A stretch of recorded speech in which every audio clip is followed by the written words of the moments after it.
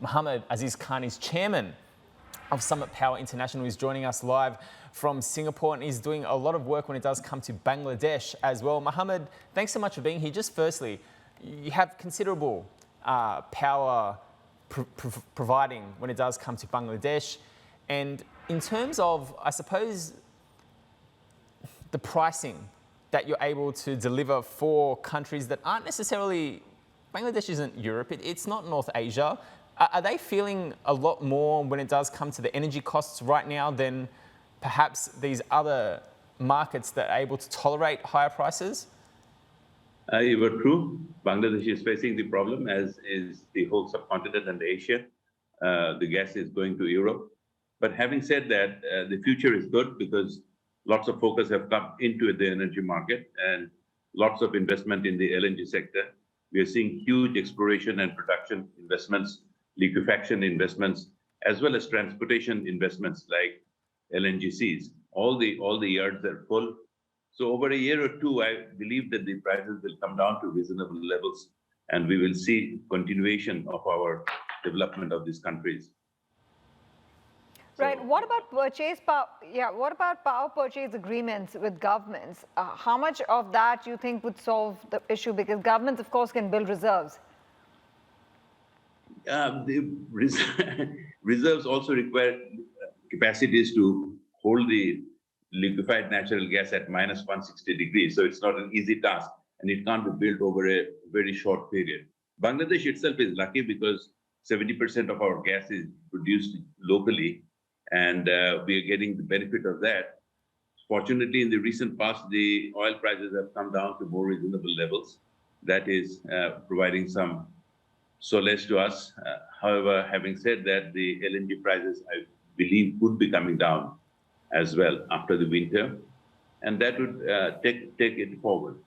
The needs for Bangladesh, 170 million people, India, 2.3 billion people, continues to be very, very high, and the developmental needs, infrastructure, that's our business, ports, gas, as well as fiber optics. All of them would actually boom because of the middle class and the economic aspirations of the people, the hardworking people.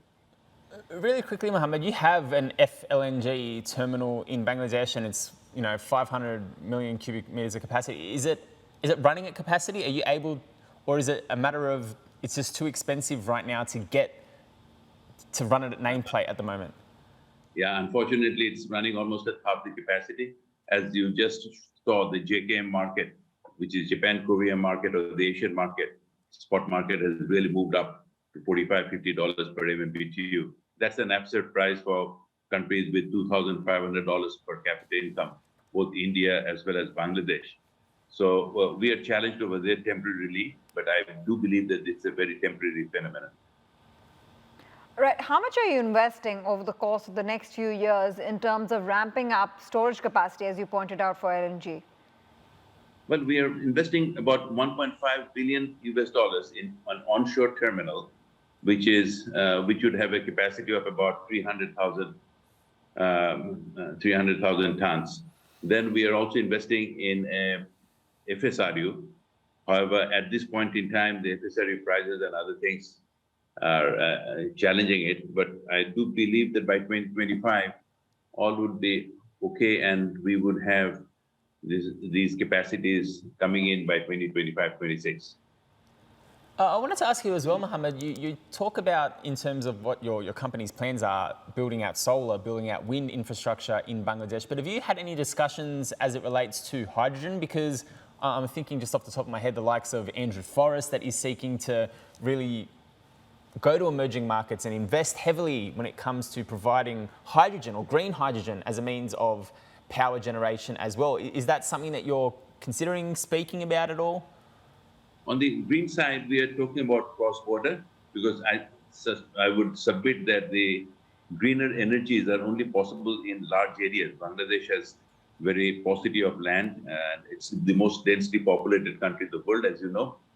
It's in India that we are talking about with various companies for cross-border to bring in green energy from there.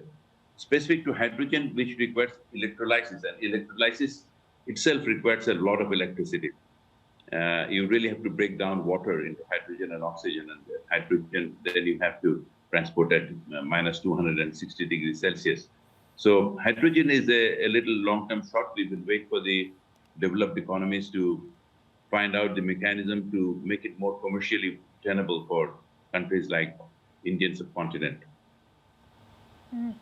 And finally, I want you to understand from me, what about diversifying the supplier base? Because right now with the disruption that the Ukraine war has caused, obviously supply chains have been disrupted. And so how do you think there could be a semblance of order coming in there where supplier base can be diversified?